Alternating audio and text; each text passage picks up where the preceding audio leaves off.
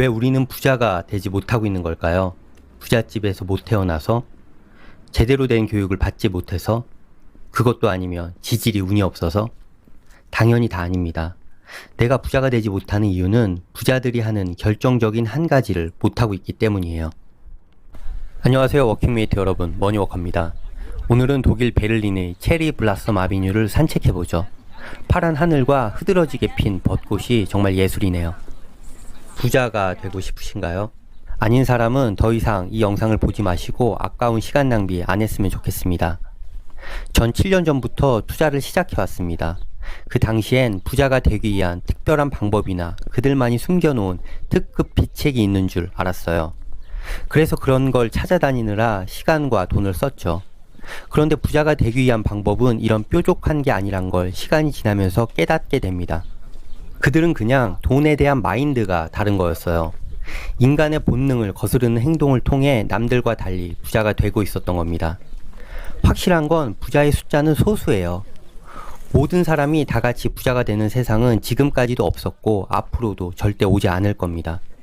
그래서 똑같이 생각하고 똑같이 행동해서는 절대 부자가 될 수 없는 겁니다. 근데 왜 우리는 주변 사람과 똑같이 하고 있죠? 다들 그렇게 하니까 안전하다고 느껴져서죠. 망하면 다 같이 망하니까 괜찮을 거야. 이런 생각이 들지 않나요? 이래서 부자가 못 되는 겁니다. 말했잖아요. 다 같이 부자가 되는 세상은 올 수 없다고요. 서민의 마인드를 가진 사람은 돈 생기면 예금, 적금, 보험에 돈을 보내죠. 착실히 돈을 모으면서 위험에 대한 대비를 합니다. 그게 제일 안전하다고 생각하니까요. 그래서 첫 직장 생활 시작하면 부모님이나 친한 선배가 가르쳐준 대로 적금 통장부터 만들고 착실히 돈을 붓죠. 그리고 1년 후엔 은행이 준 1%의 이자로 외식 한번 하고 한 해를 퉁치는 거죠. 그럼 은행이 나한테 주는 1%의 이자는 어디서 나는 걸까요? 투자를 통해 10% 이상 만들고 나한테 1% 꽁짓돈 주는 거예요. 걔는 내 돈을 이용해서 큰 돈을 만들어 챙기고 난 거기서 나온 부스러기를 받는 거죠. 보험은 어떨까요? 종신보험, 암보험, 태아보험, 치매보험, 간병보험 종류도 너무 다양하네요. 일어날 확률이 훨씬 적은 불안감을 조성해서 내 돈을 계속 빨아먹습니다. 보험 상품은 어떻게 개발될까요? 보험 약관이 그냥 만들어지는 게 아닙니다. 우선 사고가 일어날 확률을 통계학적으로 다 분석해 놓습니다. 그리고 만기 시 지급하는 금액과 사고나 질병 발생 시 심사 지급하는 기준을 모두 통합적으로 고려해서 이익이 나는 구조로 상품이 개발됩니다. 보험도 상품이에요.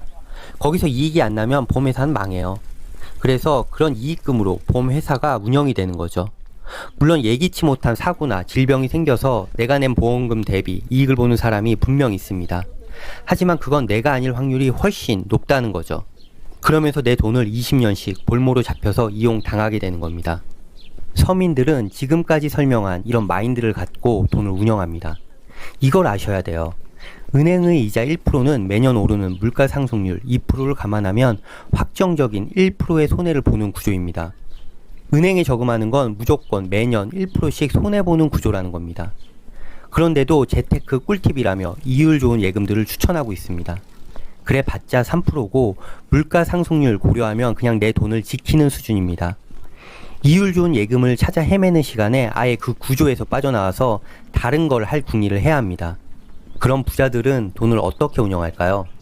대다수의 사람과는 반대로 예적금과 보험을 완전 위험하다고 생각하죠. 반대로 생각한다니까요. 여기서 엄청난 생각의 차이가 있는 겁니다. 부자들은 큰 돈이 남한테 묶여서 남이 이용하게 만드는 구조를 절대 허락하지 않습니다. 오히려 반대로 은행에 돈을 예금하는 게 아니라 돈을 빌려서 대출 이자를 내면서 그 돈을 활용하는 거죠. 내 명의로 된 아파트도 사고 주식도 사면서 말이죠. 부자들은 확실히 아는 겁니다. 내 자산의 가치가 늘어나는 속도가 은행에서 받는 1%의 이자를 모으는 것보다 훨씬 빠르다는 걸요. 그래서 이런 부자 마인드를 가진 사람은 취직을 하면 은행 예적금에 돈을 보내는 게 아니라 반대로 은행한테 돈을 빌려서 내 이름으로 된 자산을 모읍니다. 서민 마인드를 가진 사람은 이게 엄청나게 위험해 보인다고 합니다. 근데 부자들은 왜 이런 위험한 짓을 할까요? 바로 이런 방법이 예적금에 돈을 보내는 것보다 장기적으로 보면 훨씬 안전하다고 생각해서예요. 물가 상승률 감안하면 은행에 돈 맡기는 건 확정적인 1%의 손해가 나는 구조라고 했죠. 하지만 자산 투자는 잘하면 엄청난 수익이 생기고 못하면 거지 되는 구조죠. 선택을 해야 합니다. 매년 확정적인 1%의 손해를 보느냐, 아니면 내가 하기 나름인 게임에 들어가서 위험을 감수하고 수익을 만들어내느냐, 어떤 게 더 나은 선택일까요? 단언컨대 후자입니다. 부자 되고 싶다면서요. 근데 매년 확정적인 1%의 손해가 나오는 게임을 하겠다고요? 오히려 내가 하기 나름인 게임에 들어가서 수익을 만드는 방법을 배우고 실행하는 게 스마트한 선택인 거죠. 여기까지 들어보니 어때요? 혹시 이런 생각 들지 않나요? 그래서 했다가 잘못되면 어떻게 해? 네가 책임질 거야? 보세요. 지금까지 제가 이렇게 얘기를 해도 바로 이 마인드가 안 바뀌니까 부자가 될 수 없는 겁니다. 진짜로 이게 답니다. 별게 없어요. 근데 이 몇십 년을 쌓아온 서민 마인드를 바꾸는 게 엄청나게 어렵습니다. 불안감과 공포심 때문에 첫 발을 못 딛는 거죠. 근데 이 새로운 세상에 들어오면 서서히 알게 됩니다. 내가 그동안 얼마나 남 좋은 짓만 하고 살아왔는지를요. 제 입장에선 정말 다행이에요. 여전히 이런 서민 마인드로 생각한 사람이 훨씬 많잖아요. 오늘은 여기까지 할게요. 오늘 산책이 의미 있었다면 다음에도 함께 하시죠. 그럼 이만.